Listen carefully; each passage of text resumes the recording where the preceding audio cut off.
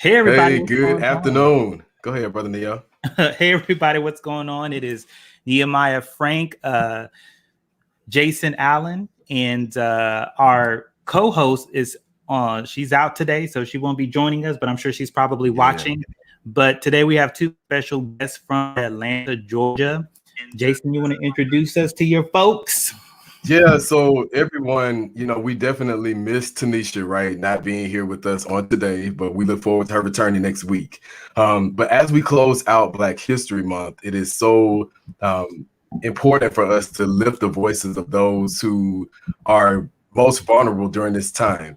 And so we want to celebrate Dr. Tarece Johnson, who is actually someone who has made recent history as the first African American or Black woman and Jewish person on the Gwinnett County School Board. And we also have a young man, Brother Jovan, who has spoken on our Atlanta platform before. He's one of our student leaders. He is the youngest person we've had on the show, but he's an amazing student. One of my students actually in my class right now. So I'm honored to lift his voice to this work. He goes to Seven Pills Career Academy, which is the first and the only non-suspension school in the state. So he's a founding scholar of that school and is actually doing the work under Christine Guillen, who is the founder, to dismantle a lot of systems that oppress Black people. So in our celebration of Black history, welcome Dr. Tarece and Jovan to the platform on today, and we'll go ahead and we'll get started with everyone just to warm up. How was everyone's weekend? Anything exciting happened over this weekend in you guys' lives? If anybody wants to chime in, go ahead. Yeah, so while we'll have Dr. Johnson on, and there's this whole Jewish thing, right? Like Black folks being Jewish, like how is that even a thing? Like you hear about it, but you're like, are they really trying to be Jewish, or are they trying to be something that they're not? But yeah, this weekend I discovered my Jewish roots. That my third great grandfather, he actually was a Jewish man who came from Germany. And of course, the history is extremely complicated. But when you look beyond, that, and you look at the DNA, it's a really interesting history that, Black people could actually, self-identify ethnically as, being part Jewish. So that's the unique thing about being American is that we're a combination of a whole bunch of different things. So that's what I discovered. Welcome to the family. Yeah, Judaism is such a beautiful religion, and I always, just like Malcolm X and his identity as a Muslim person living in America, it was so intricately tied to his work for justice and his work for equity, his work for economic empowerment. It's the same thing for me and for many Jewish people. Our religion and how we live our Jewish values are directly related to our work as justice fighters. And we have a saying in Judaism, Tzedek, Tzedek, Tidorf. And that basically means in Hebrew, translated, it means justice, justice, we shall pursue. So I live by that. It's a beautiful, powerful Jewish value. So I welcome. love that. Yes. So we have a little bit of a connection, right? I'm not sure if you guys remember or are aware. The school that Jovan is at, the Seven Pillars Career Academy, is based off of the principles of Kwanzaa. And so, of course, as we are building community and giving back, we are definitely doing a lot of work around that. And it brings up the conversation around our spiritual connection. So I don't know if Jovan wants to talk a little bit about that. I know he has some history within his family as well that connects to HBCU. So depending on what he may want to share, I did want to put that information out there about what the school is doing around Kwanzaa and how it does connect to our spiritual growth as Black Americans. That's good.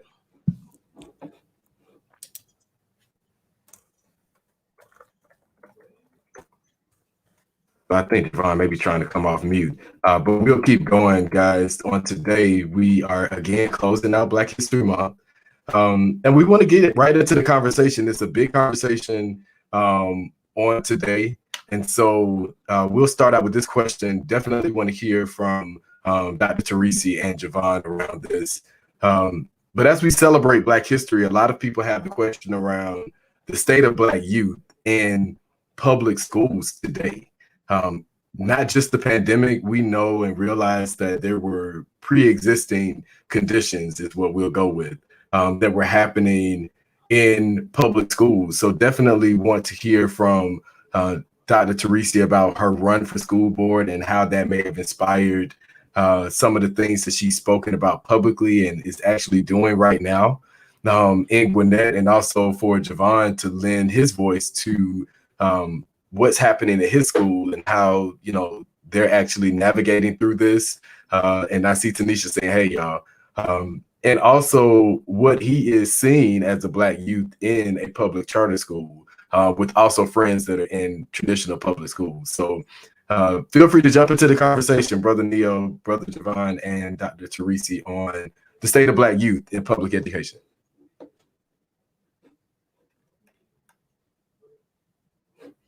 Now let Jovan open us up here. There you go. All right. So for Black schools, it's most likely been kind of a struggle. The reason why it's been a struggle because most people would not understand how to connect to us through our education. So if we are not connected to the teachers through our education, then it's going to be more likely to have a struggle between the communities. So if there's a struggle between the community, there's going to be a struggle between life and also the family that young Black man or young woman is going to have to face. Wow, that's good, brother. So I wasn't even expecting such a profound response to the question. So I just want to say kudos to Jovan for sure. I 100% agree with him. I echo everything that he said. We have to be able to connect to those kids. If we just go into a classroom as teachers and if we're just teaching a lesson, and the kid doesn't feel like the connection, like how does it affect them or how is it a part of their story, they're going to be completely disinterested. Recently discovered, as in like a few years ago, that the author of the Three Musketeers and the Count of Monte Cristo was actually half Black. And once I discovered, I was like, man, really, this was a brother that wrote, this deep, this deep French literature.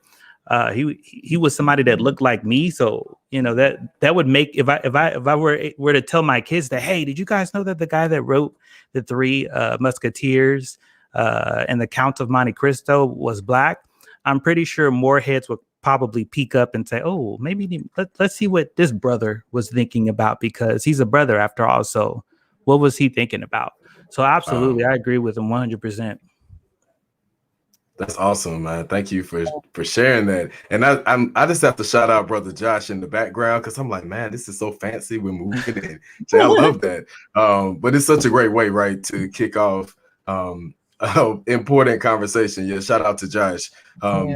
But let's keep the conversation going, Dr. Tarece and definitely Jovan. And shout out to all the Atlanta students that are watching, because I just opened up my thing and I was like, oh, look at all these people shouting out Jovan. So kudos to them. But yeah, Dr. Tarece and Jovan, please share more of your thoughts. Sure. I agree with Jovan, and I lift up your voice, Jovan, for as a Black male student, sharing your experiences is really valuable.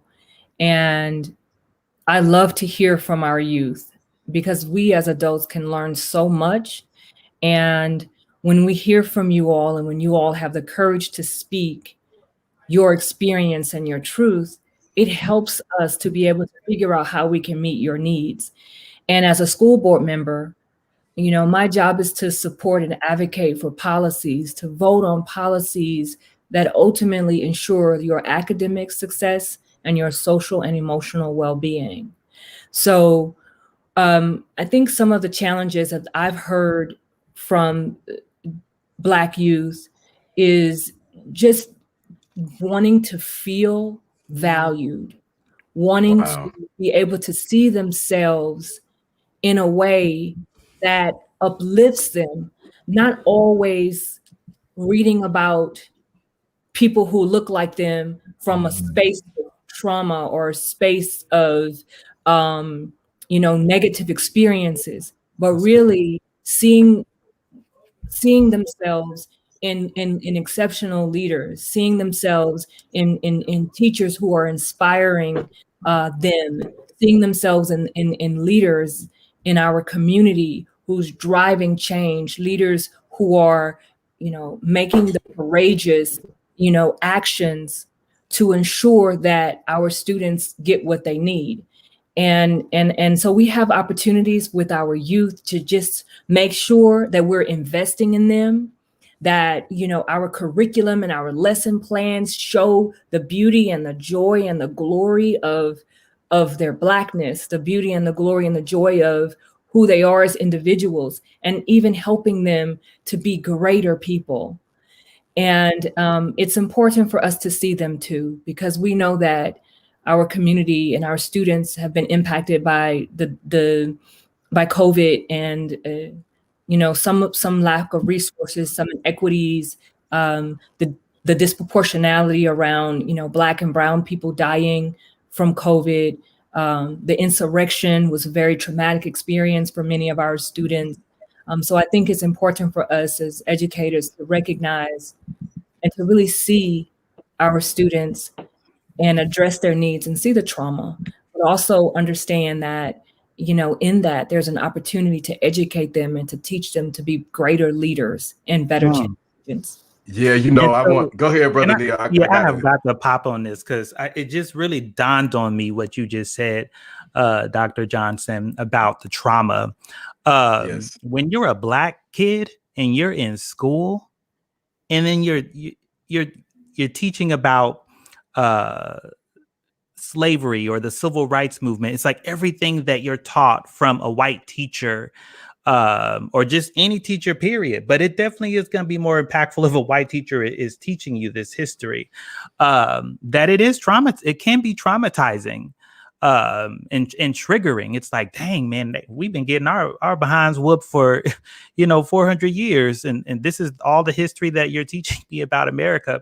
But you don't focus on a lot of the empowerment and the resilience, and the you're afraid to teach about the resistance movement in curriculum and in education, which I absolutely think that it should be taught, including white folks resisting along with Black folks, against oppressive systems. There's a way that white teachers can connect, in that way, and that's how they do it, is to connect through the white allies that were fighting for liberation during that time. So that's just a little gem I'm dropping. Yeah, let me go back to this point that Dr. Tarece made, and I want to see what Jovan's thoughts are around this. So at our school, we celebrate, Black History 365, right? Miss Ginn, the staff, the students are engaged in our culture. And so, Dr. Tarece, I know that you're on the school board, and we've had conversations in our Atlanta Student Coalition around curriculum that's inclusive. And so how are we really having a conversation around Blackness, being celebrated 365 days when it's not even, let's be realistic, it's not actually even really being taught in public schools? And so, Jovan, what are your thoughts about Black history, what you're learning, maybe not just at Seven Pillars, but what are your peers learning? Like, if you ask them a question around some of the things that we've talked about, even the history of the X-Men, I don't know if you may want to share that, or even Hank Aaron, like, do a lot of your peers know these things? And do you see a disconnection between students that go to schools that are Black-centered, like yourself, versus traditional public school programs? So what you think, brother? Okay, so for most people in my school, they don't really know the story behind like X-Men or a lot of other things. They just know the things that they've been taught by their parents or school. So that most likely would limit them from their resources, but they're learning more and they're going beyond from what their teachers and their parents or family members are teaching. They're open to a mass variety of new people who they've never heard of. That's good. That's good. So let me ask you this just as a follow-up. Do you feel like it is important enough for public school leaders like Dr. Tarece and other, elected officials, not just in Georgia, but throughout the nation to support pushing for, inclusive curriculum in our public schools so that Black students, let me take that back, not just Black students, but all students can learn a little bit more about different cultures. What are your thoughts on that? I most likely agree with that because if more people from different types of race or whatever, if they're learning more about our culture or what happened in the earlier days of America, it'll most likely inform and see how their minds would process with how everything was back then. Because Black people and white people didn't always agree. For example, I'm going to use Nat Turner. He led the slave revolt in 1831. He killed over, I believe, 51 white people while freeing 200, 200 Black people or slaves. That was one of the times, and he was ended up being found. That was one of the aspects of early days America because they didn't want Black people to learn and all that. They either punished us or they made us work. So yeah. Now listen, I know Jovan's mom has a lot to do with this, but I also have to shout out Miss Guillen, right? Because what she's also done with this program has created a space for myself to be able to teach social justice through our journalism class. And Jovan is one of the students in my class. Now, we have not talked about Nat Turner, so Jovan did that research on his own. I'm actually kind of sitting here in awe. I thought he was going to talk a little bit more about Malcolm and Martin and some of the things that we've been learning. But shout out to you, Jovan, for doing that research and knowing that. Brother Neo and Dr. Tarece, what are you guys' thoughts on the need for this curriculum in our public schools? I mean, I think that there's a there has to be a discussion probably in on school boards all across the country. There has got to be a discussion because what Jovan said is it's magical, it's empowering, but it's also scary for white people because he said that Nat Turner killed 51 white folks and freed 200 Black folks, and all the white folks see is the 51 folks that got killed, you know what I mean? Like in their minds.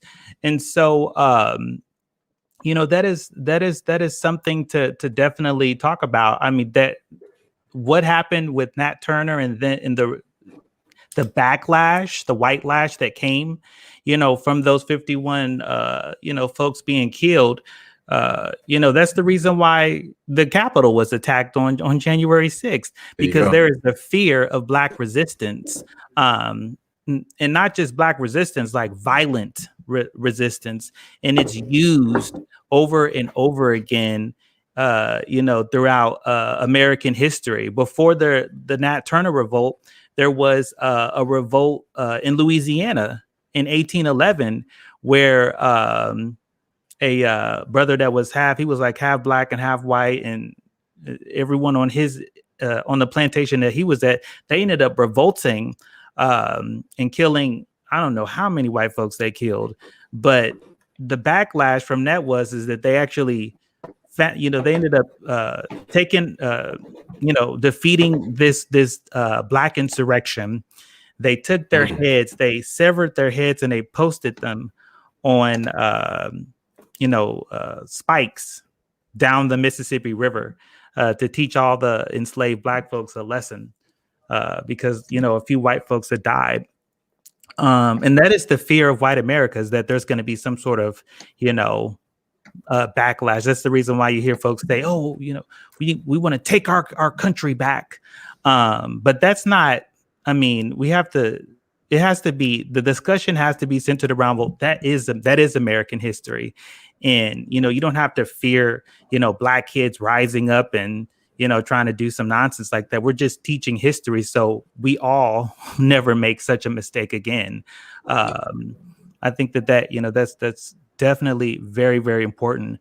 And also, you know, I want to bring up another thing that, you know, if you're in the South anywhere, if you're in a Republican, a Republican heavy voting state, not to get super political on here, but when you're talking about Black lives, I mean, we're born political, right? Our Right. birth is political. That, you know, there's bills being passed all across this country. Senate bill in Oklahoma, Senate bill 803. You need to check Yeah. your state to see. But these are bills that will pretty much make it or prohibit the teaching of divisive concepts. And the divisive concepts will fall under, you know, racial teaching about racial history. That's And you good. don't even have to bring up the word race. All you can just say is, well, we're going to talk about Nat Turner. We're gonna do a brief history of Nat Turner. And if, you know, Jovan says, well, wow, he killed 51 white folks, and all of a sudden everybody feels uncomfortable in the classroom, and the teacher could actually be fired, and the school could actually be fined. And, you know, that ain't right. We can't do that. We have to make sure it's legal to teach history, because Black history is actually under, you know, it is being targeted right now by, you know, far right. So Yes. No, that's good. Yeah, thank you so much, Neo and Jovan, for sharing your perspectives. And I agree. I think we should ensure that people are seen in the curriculum, right? And that the stories are told from the voices of the people, and not a history that is washed for the comfort of others. But I think what we can do is, as educators and as leaders, is ensure that our curriculum addresses the hard historical facts, the Right. truth, historical truths. And from that, we teach about the resilience, and we teach about the power of people from all backgrounds. The Native Americans have a wonderful story that we as Black Americans can benefit from and learn from, right? The Latinx community, our Black community, the Palestinian community, our Jewish community, our European community, we have an opportunity to learn from one another. When That's we true. learn from one another and we understand where we come from, and the stories are told from the voices of the people themselves, then we enrich our community to be able to develop more awareness around cultural differences, more compassion around people who may not share the same experiences, but they can at least, because they've been exposed, they can at least say, oh, okay, well, I learned this in school, and this is why, Jewish people celebrate Passover, and it's not something weird and awkward or something to condemn. So through education, we combat fear. Through education, we combat intolerance. That's Through good. education, we understand how we as a community can work together, learn from one another, and develop empathy. When we That's develop good. empathy, our children need to develop those skills, and sometimes it comes with training. So we have to, over and over and over again, create opportunities for them to develop empathy. And we do that through knowledge. We do that through exposure. And so I've heard from students in Gwinnett County, and many of them Latinx and Black students in particular, they want the curriculum to the ethnic studies curriculum. Our Asian community is asking to be represented, even in the lessons. So ethnic studies is something that various leadership groups, student leader groups in Gwinnett County, they're actually advocating for ethnic studies, and for it not to just be 1 year or what do you call it, an elective, but for it to be something that is consistently taught on a year-round basis, 365, that's embedded in the curriculum, that's integrated throughout all subject areas, and really embracing the rich diversity of the community, but celebrating the Asian contribution, celebrating our Native American and our Black and our Latinx contributions. But it's important that everyone sees themselves in these lessons, but not always in the downtrodden way. And That's good. too often, Black kids have these lessons that always show us in this downtrodden way. Slavery. And we have to do better.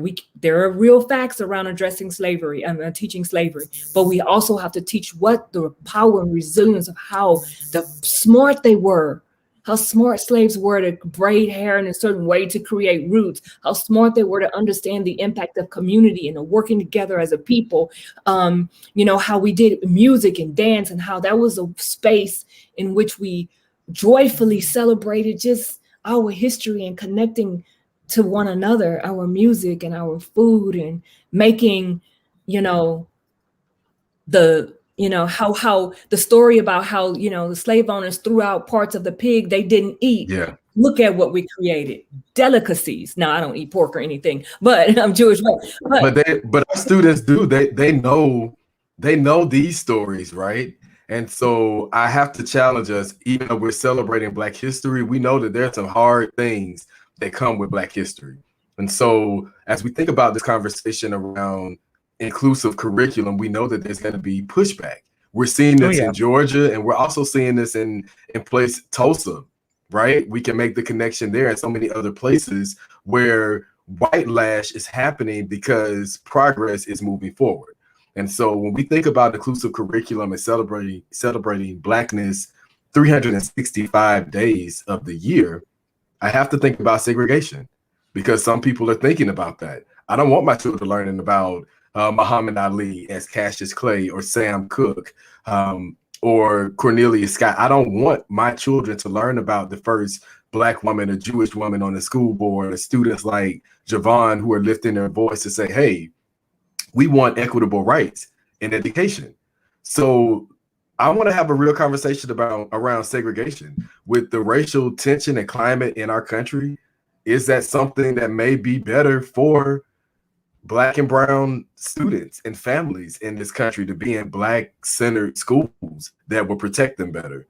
Are we really protecting Black students in public schools anyway? So Dr. Tarece and Jovan, what are your thoughts around segregated school models? Are Black students learning better from Black and brown teachers as opposed to teachers that may not identify with them? What do you guys think around that subject of segregation in schools? I most likely would kind of agree, because like Neil said before, white people or any other race is able to communicate with the Black race, with the new generation, but they haven't figured that out. Black and brown teachers have found a way to connect, so they're able to teach and get them engaged more, instead of them being clueless and them like, oh, this doesn't apply to me, why should I care? It does, because if it's most likely Black history, you should pay attention instead of like slacking off. I like that, brother. But like that. You having segregated schools and all that is not good, because if you're separating each race from each other, then how can you get interaction and them to build bonds and see how they operate? I like that. Because that is most likely not going to work, because we're in the end of the world, we're most likely going to need each race to help build back up. Okay. So yeah, I like that in-game connection that you just did there, because our young students, they love everything that is Marvel or DC. Let me throw that out there in case you guys did not understand that connection. Go ahead, Dr. Tarece and Nia. What are your thoughts? Oh, that's funny. I'm a multiculturalist, so I believe in integration. I think that there are lots of opportunities, just like Jovan said, there are many opportunities for us to, learn from one another and engage with one another, where we can develop the skills we need to be global leaders who will work with people who are different. So there's value in, learning from people who may not share the same perspective or the same background, but it can actually edify us individually and as a community.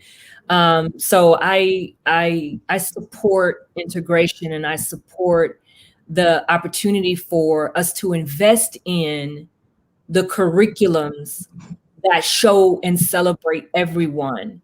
And right now, we know that that's not the case. We know that there is a gap in representation around Black and Brown people.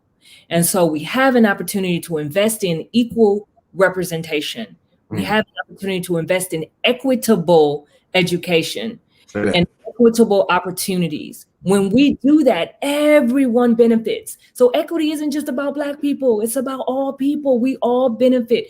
I always say this. This is one of my favorite things to tell people. It's like, when you address the student with the greatest need, you know what you end up doing? You end up addressing the needs of all of the students, because that person and all the work you have to do to help that person, everyone benefits.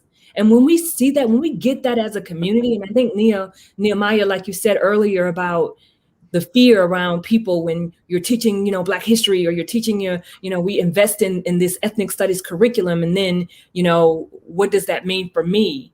Does it mean that I'm excluded because you're trying to be inclusive? No, inclusion is everyone. It's people with disability. It's people with different religious backgrounds. It's people with different sexual, lifestyles, and it's people with different, viewpoints or political perspectives. It's everything. So we invest in that. But one thing I must say before the next person speaks is, all that I said about integration, I also value and understand the need for safe space. That's good. The need for space to pull back, to collectively have a discussion with people who share your same experiences. That's good. And especially for people who are constantly oppressed and experience microaggressions on a daily basis, experience gaslighting on a daily basis. This is constant. We have the historical societal traumas and the pressures and all of that. And then we come home, or we go to our churches, or there is a necessary space to heal, to recover, and so I encourage that. And we need it. I love that. Yeah. So I mean, I completely agree with both of them. There definitely has to be a safe space. But, I think it really comes down to like the family and the parents' choice, which is, one of the reasons why I'm a part of the National Parents Union. Check it out. And you have to know your kids. You have to know your kid's school. And, if you're lucky enough to get to understand the culture of the school that your kid is in, I think that's extremely important as well. Because if, your kid is going to a school that allows, the white kids to opt out of Black history, electives and, curricula, I think that, that is a sign that the school culture can be toxic for a Black child, because they're allowing, little things to slide here and there. And so I definitely don't, agree, with that. Is there a safe space even possible in a school environment like that? I highly doubt it. I also think that it also depends on like the region that you're in. In Oklahoma, I think that the school district itself in Tulsa is becoming a lot more progressive. I've seen the board change. I've noticed that the superintendent's administration staff has really changed, and they've been very vocal about supporting racial justice in America.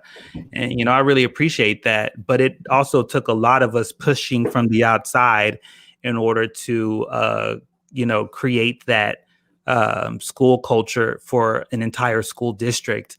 But unfortunately, that school district gets a lot of pushback from the state itself, because the state itself is extremely, I would say that it is definitely anti-Black when it comes to, diversity and inclusion, when it comes to equity and access for all kids, even the white kids, trying to get their For hands white on Black kids. history. They're having a difficult time trying to, understand Black history, because, the access to the information is being strategically blocked from them. So they don't ever develop any empathy or passion for non-white people.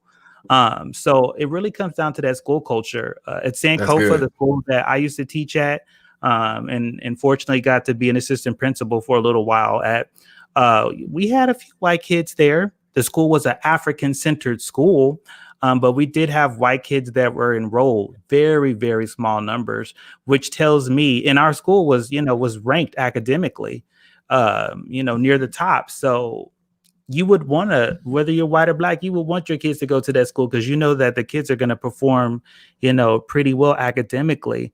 And all of the teachers, we accommodated our IEP students, our special needs students. We went over and beyond for all of our kids, and believed, that all kids could learn regardless of their race.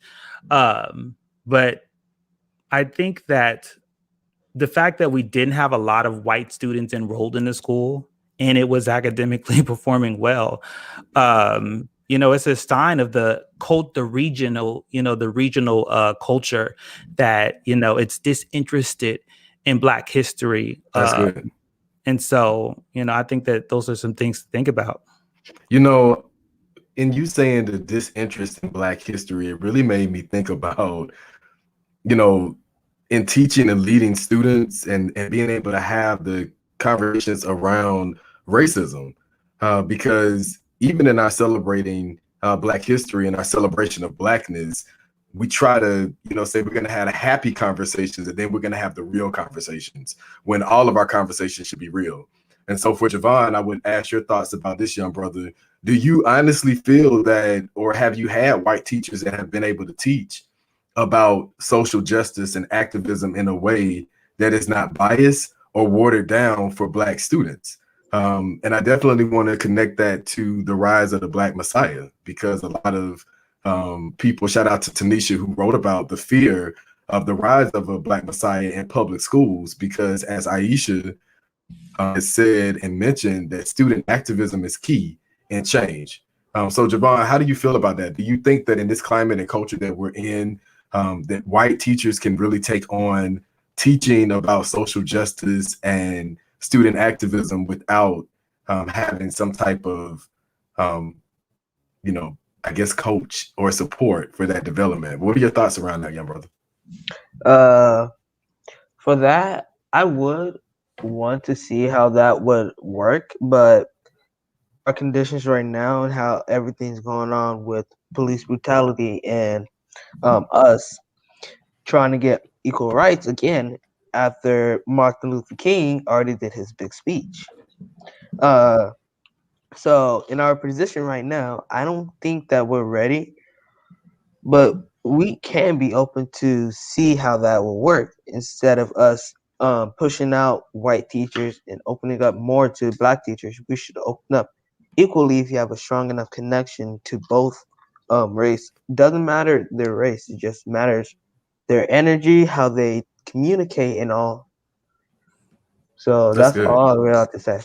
No, that's awesome about energy. And it really, the great point about that is, guys that are listening, Black students don't just necessarily have to have Black teachers.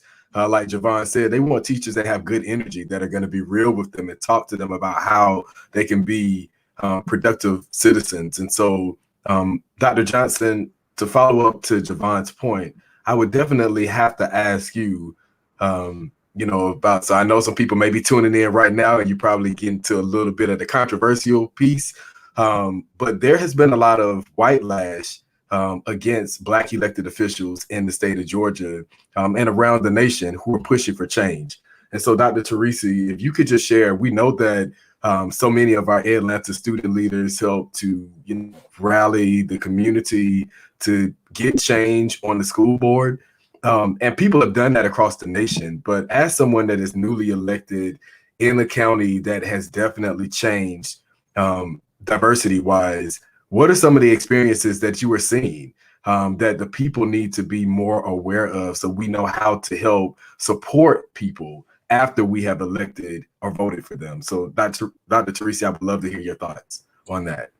Okay, thank you so much for the opportunity. I do want to recognize all of the students who worked so hard on my campaign.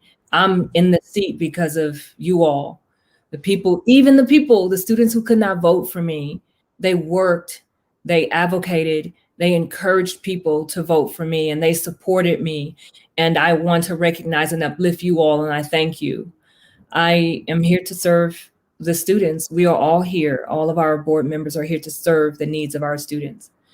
So I wanted to say that first. The second thing I want to say is regarding the education of our students with people who don't necessarily look like them, that it is so important. And I think it was, we talked about energy, Namaya and Jovan and Jason, you all mentioned energy. Children feel energy. They know when you are authentic with them. And it's so important for teachers to, even if they don't know the answers, they can learn and be open to learning from the students.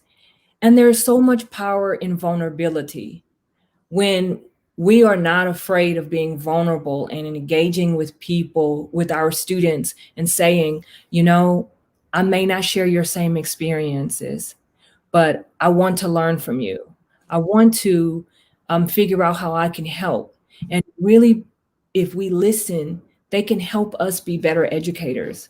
We can also communicate with our peers, Black teachers who have the same experience or background of some of our students. Reach out to them, ask them for what are resources, I can use in my classroom. How do I present this? But that's that power in being vulnerable and understanding that we don't have all of the answers. But when you have the heart and the passion to teach, and when you truly care about humanity, then that's what we feel. That's what Black students and brown students feel, is your care for them and your love for them. Right. Tell them, show them, demonstrate to them how you truly care about their success, and see them in a social and emotional way, because our students cannot achieve academic success until we truly meet the needs of their heart. And until we can truly address the social emotional, needs that they may have. So the third thing I want to say is, Jason, you asked about, being a Black person, a political leader now who is, fighting for change. There are consequences to courageously speaking out against injustices, people who are boldly speaking out against inequities. And when you are a person that represents change, people and everyone, regardless of color, we sometimes fear change. Mm-hmm. But it's important for us to recognize that Gwinnett County has been run by a majority all-white board for a really long time. Meanwhile, the community is very diverse, and that representation wasn't there for a really long time. Now we have some representation. We have a biracial Asian and Black woman on the board with Catholic background. We have, a white woman on the board with Catholic background, and she's from, Colorado. We have, me, who, I'm from the South, but I have a multicultural background. I'm a Black Lives Matter activist. I'm a public servant for the people. I've been doing diversity, equity, inclusion work for a long time. You have, Everton on the board, who is a young, dynamic, powerful person and leader who is really an inspiration to many people. You have Mr. Knudsen. I mean, we are a diverse board, and we now represent some of the diversity, not all of it. We still have some gaps. But we represent some of the diversity in this county. And now all of a sudden, we're getting hate. And me in particular, let me just speak personally so that I'm not speaking for other people. I have specifically been targeted. And I have been targeted because I do have a social presence, active social presence. And I share articles, I comment, I, openly, speak out against injustices, or I share information that may make people feel uncomfortable. But my goal isn't to create division, right? My goal is to, like Martin Luther King said, it's like to expose the boil. In order for the boil to heal, you have to let it air out and let the sun, get to it, and so that it can heal. And so I just want to have and encourage the courageous conversations so that we can ensure that everyone has their needs met. And when we talk about equity, I don't understand why people fear equity. When we talk about dealing with disparate treatment around discipline, I don't understand why people don't get the investment in our counselors and our social workers and our therapists. And it's just a need. Even the conversation around SROs, that's a conversation that, again, it's I support keeping our schools safe, but people are conflating school safety with discipline. And so, that's right. That's right. good. And if I could just pop in, I know we're trying to switch to the next subject, but I know that some of y'all aren't going to say this, but I'm going to say it. We're still dealing with racism. Yes. On public school board systems, in school board districts across the country, we're still dealing with people who they don't self-identify as a racist or a white supremacist, but that's what they are. They've never been taught to define what racism or white supremacy is. And so when they make these decisions that are inequitable, they are essentially, playing the white card. Every single time they do that, they're playing their white supremacist cards, and it's antithetical to progression and to growth for all non-white children. That is just that is a fact, and that's the reason why some of these teachers and communities support these types of policies. They are afraid of having things taken from them. Say that, brother. When we say equity, that means that, my tax dollars are going to, they're going to go benefit Jovan or Nehemiah's kids. You know what I mean? I think that, and that is a real fear for them. Oh yeah. Because they aren't going to have as many resources. You know what I mean? Like that is the truth. It comes down to sharing. Now, they can have all of the resources that they need if they support, policies, educational policies that benefit everybody without having to take away from the suburban schools or the majority white schools. Like if that can be explained to them, that nothing will be taken away from them, I think that they would probably be more likely to help push the needle forward. But then there's the whole idea of like, okay, well, if Jovan is getting all of these extra things, what if he's going to be competing with my kid for a job in 20 years? That's another thing. Like being the Black Wall Street Times, man, let me tell you, we're still small, but I've noticed that some of the larger majority white media companies, they'll try to check us. Yeah. They will try to check us because they're afraid that we're going to, at some point in the future, be their competitor. That's right. Because it's about power. Yeah, it is about power. It's about power, and it's about money. And Dr. Tarece, I shout out so many Black political leaders, who ran in this last season, because it was such a racially charged election season across our nation. And so I do want to go to this point because, again, as we talk about celebrating Blackness 365 days, we cannot be remiss to the fact that Black economic power is something that was taken from us and something that we have given so undyingly to this country. And the police system is a major part of that. And so I wanted to go to Jovan and just let him speak very briefly on, how are our Black boys, how are our Black girls, our children of color feeling about seeing schools reopen and there's a larger presence of police officers or SROs as opposed to counselors and support staff. And so, Jovan, if you want to lift your voice to that, what are your peers going through? How are they feeling about, I don't want to say being forced, but being forced back into schools for face-to-face learning and being greeted by police officers as opposed to counselors or support staff members? What is your question? I mean, not question. What is your thought on that, brother? My school right now is virtual, but if we were inside our building and we saw SROs and police officers at the door or near the school and they're checking us to see if we have anything on us that it's not supposed to, we would most likely be scared because we don't know what to do.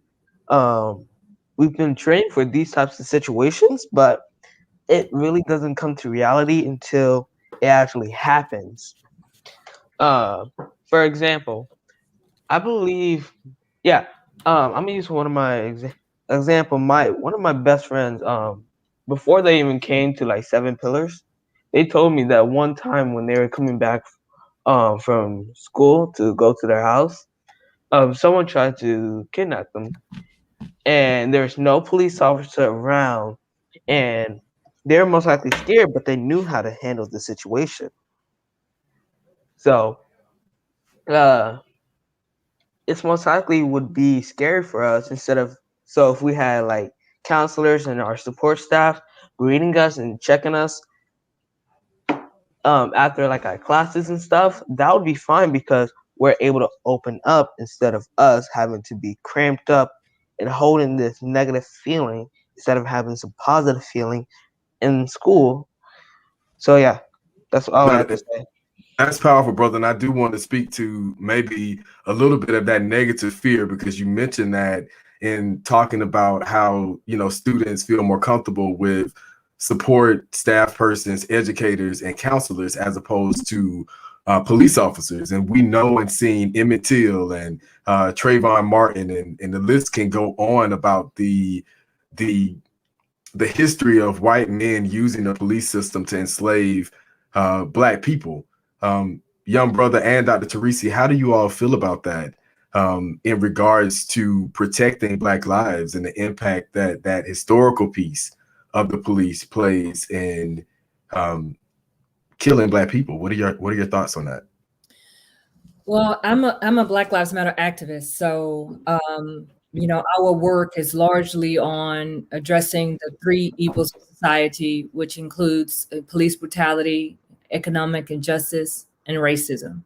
And those are the three evils of society. Again, I follow Martin Luther King often and how he was an extraordinary leader. And even when Martin Luther King, and I've said this before in other forums, when he was alive, he was one of the most hated people in America. And we have romanticized him to be the model child for this is how you should be as a political leader. But I actually am following Martin Luther King, and many of us are. But as a Black Lives Matter activist, I am keenly aware of the impact of the lack of consciousness and the biases that come into play when police officers engage in heavily populated Black and brown communities. I am keenly aware of the targeting against Black and brown bodies. And a lot of this is due to, historical, as you said, historical, injustices, and how, police officers were used to ensure that we were not escapees, and how police officers had a particular role. And now the role has evolved in a different way, but it has evolved to feed the school to prison pipeline. So as a Black Lives Matter activist, for me, I understand that, you know, it's critically important for us to look at the root cause of this ending the school to prison pipeline, and the impact of police officers in our schools. I also understand, you know, my father is he's a retired police officer, and he told me stories about, you know, how he mentored some of the kids and how he engaged with, you know, the parents and helped some of them with some difficult life decisions. And so I see the value in when you have police officers that you can identify with, that there's value in having them to keep our schools safe. But I don't believe that police officers should directly be involved with discipline. And I really want to be clear about that, because I think there's a lot of, you know, whenever we talk about ending the school to prison pipeline, we don't mean that we don't want our schools to be safe. That's totally two different conversations. That's good. When we're talking about ending the school to prison pipeline, it means what do we need to do to invest in our students to make sure that there are not situations that are at play to push them into the prison system. And that That's means good. we got to address early literacy, because we know that reading levels are tied directly to the prison beds. So what do? We address literacy skills. We provide more counselors and social workers and therapists to help engage our students and figure out what they need. And sometimes it could be issues at home. We need a social worker to help us figure out what's going on with that child. Maybe they're being, you know, molested, or, you know, maybe there's domestic violence in the home. Maybe they're hungry. That's good. What we need to do to address their needs, and we as a community, when we have the right people in place, we will automatically address the discipline issues, or the issues that people may misinterpret. And so as a school board person, my goal is to focus on advocating and supporting policies That's that good. support the social emotional needs of our students, that support investing in counselors and social workers and therapists, but also, of course, keeping our school environment safe. That's good. No, that's good, and that's powerful, because a lot of times people don't know how these systems work. And so, you know, again, across the nation, we have elected people to be in offices. Some people didn't make it, and that's okay. We still want to support them and encourage them to get back in the ring to fight. But we can't just let the elected officials do it on their own. If we're going to really and truly celebrate Black history, we have to educate and teach this in our schools. And so this is something that is not just important to the school board, but also our local counties and cities. And so I just wanted to throw that out there. When we talk about voter suppression, voter education is not happening in the schools. We have a lot of student activists that have been speaking about, why aren't we learning about this? Why am I having to go outside of the school system to connect to something such as the Atlanta Student Coalition? Because our district or our schools don't have something like this. So with that being said, I know we're coming close to time, guys, and I do want to maybe shout out some things that schools have done innovatively during this time of virtual and hybrid learning. How are we celebrating Black history, and what can we encourage the people to do as we all work to get Black history taught in schools 365? So let's end it on that, guys. What are your thoughts?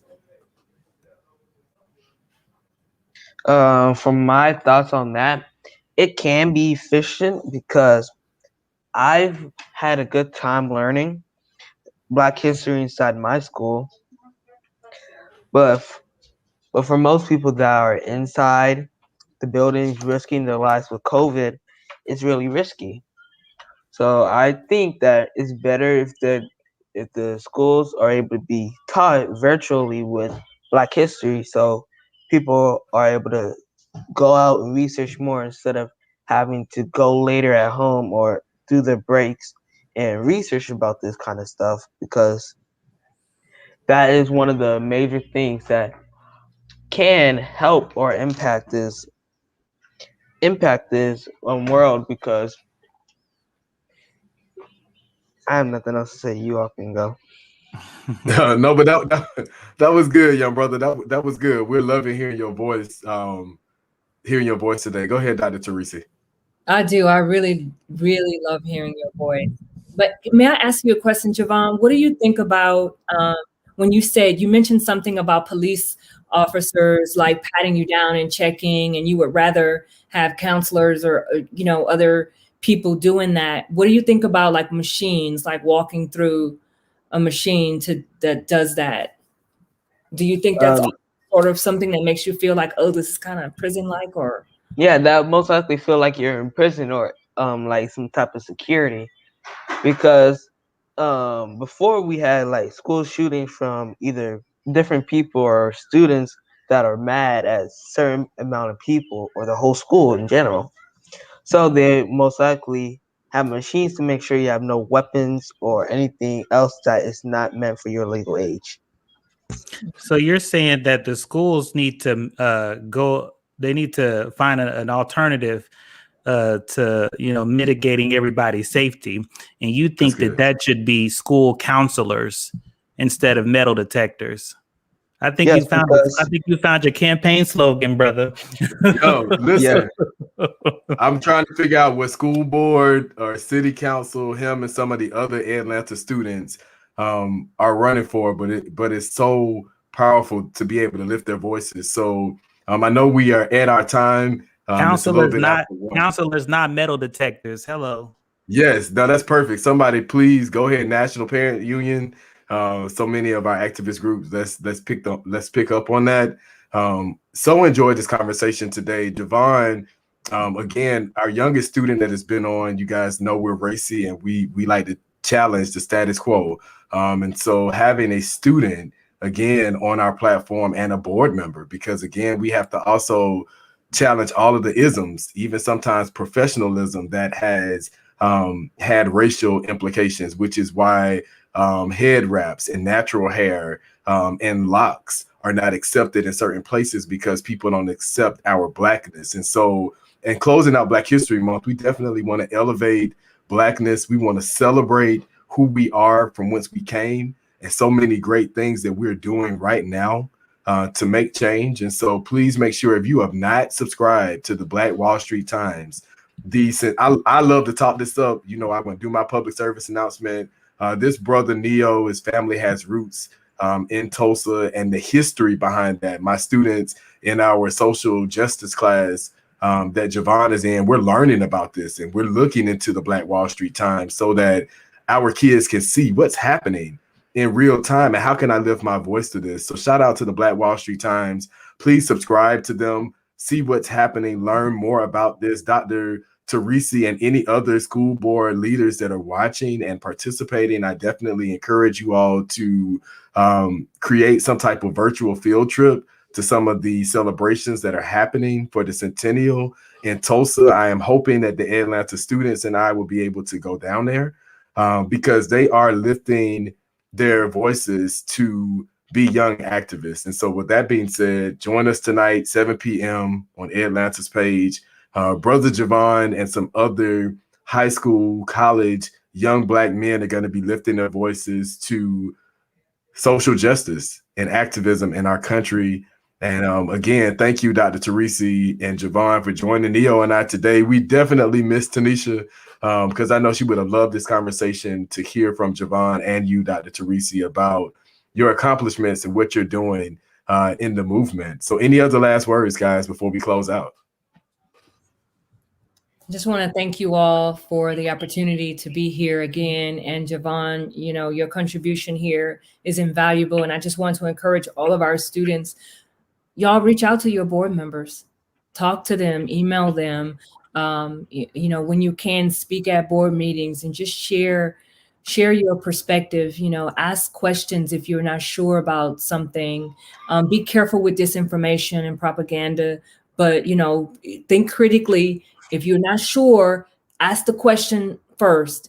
and then allow people to share from their voice and their perspective and their experience, how they feel and what they are trying to advocate for. So we need your voices to share how we can meet your needs. So that's what I want to close with, is just encouraging our students to continue to just speak up, speak out, be courageous in sharing your voices with your school board leaders.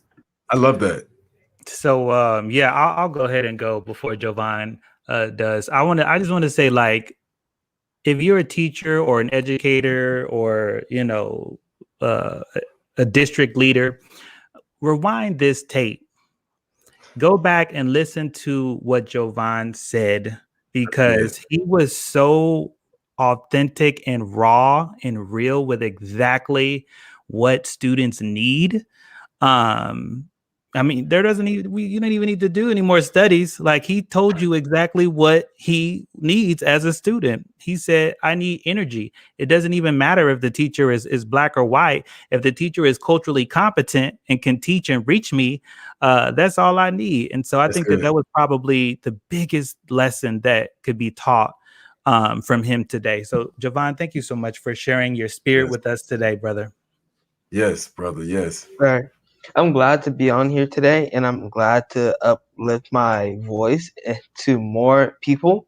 I'm glad to speak to all of you on here so you all can hear my opinion and voice on what we should do for school districts.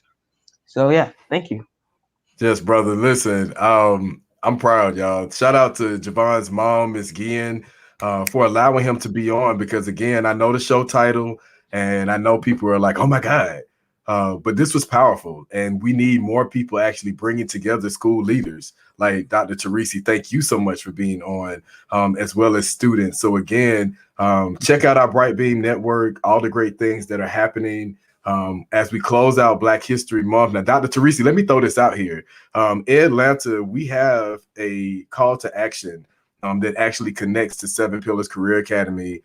Jovan and I, we had a peer fellow student that passed away last year. And so we are challenging, just for everyone who's watching, you can go to atlanta.org and check out the article from our student leaders. But we are challenging school districts in Georgia to mandate IHPs, which are individualized health plans that will definitely help to protect lives. If you are not aware, we are also closing out Healthy Heart Awareness Month, and Black deaths have tripled from heart attacks in the pandemic, including Jennifer Favors, may her soul rest, administrator here in Georgia, that died in her school in front of her students and her colleagues. And I don't know if people know how devastating that truly is, to lose a peer that you have taught and worked with. So Dr. Tarece, we hope that you will be receptive to pushing for the district to do this, and any other leaders, we would definitely be reaching out to you guys. But a perfect way to end celebrating Black history by protecting Black lives.